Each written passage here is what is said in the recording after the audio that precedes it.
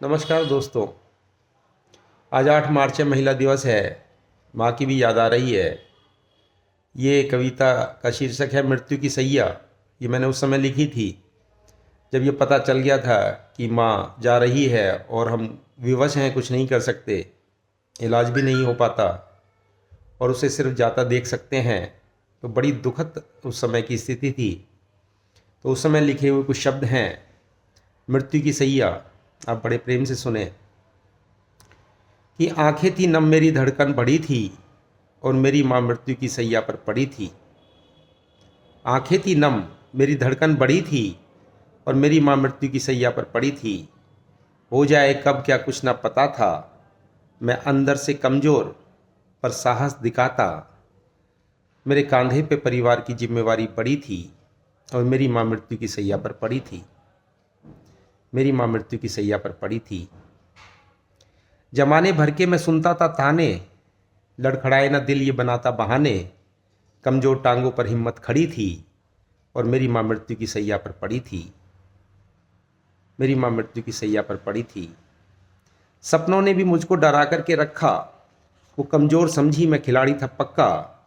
माया मेरी रीढ़ झुकाने पर अड़ी थी और मेरी माँ मृत्यु की सैया पर पड़ी थी। डर हमेशा ये रहता न थम जाए सांसें, मौत किसी पल भी आके न तमाशा मचा दे। मैं अंदर डटा था, मौत बाहर खड़ी थी और मेरी माँ मृत्यु की सैया पर पड़ी थी। ये 3 कड़ियाँ ही मैं माँ को पहले रोज़ कविताएं लिख के सुनाता था। तो सुनाई थी ये मैंने उस समय में, बट भाई ने और मेरी मौसी भी सुन रही थी, तो उन्होंने कहा भाई ऐसी कविता भी मत सुना। तो ये कविता फिर मैंने माँ के जाने के 1.5 महीने बाद पूरी की। तो आगे फिर मैंने लिखा कि डरता था बचपन में मृत्यु के डर से, डरता था बचपन में मृत्यु के डर से।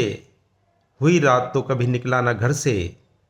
डर मेरा दूर हो माँ ने कहानी गढ़ी थी कि मेरी माँ मृत्यु की सैया पर पड़ी थी। मेरी माँ मृत्यु की सैया पर पड़ी थी।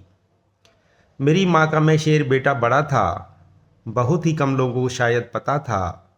हुक्म के इक्के से तुरप की दुग्गी बड़ी थी और मेरी माँ मृत्यु की सैया पर पड़ी थी। मेरी माँ मृत्यु की सैया पर पड़ी थी। इसका जो अंतिम पंक्ति है बहुत ही खूबसूरत है कि जब हम माँ के पेट में होते हैं तो हम वहीं से जीवन का ज्ञान प्राप्त करते हैं, जन्म का ज्ञान प्राप्त करते हैं, अपने आप को महसूस करते हैं।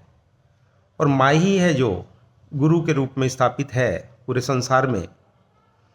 तो जन्म, जीवन और मृत्यु तीनों मिलकर सृष्टि की रचना करते हैं। या तो हम सृष्टि शब्द बोल दें या जन्म, जीवन, मृत्यु उसको खोल के बोल दें, जैसे समय बोल दें या भविष्य काल, वर्तमान काल और भूतकाल बोल दें।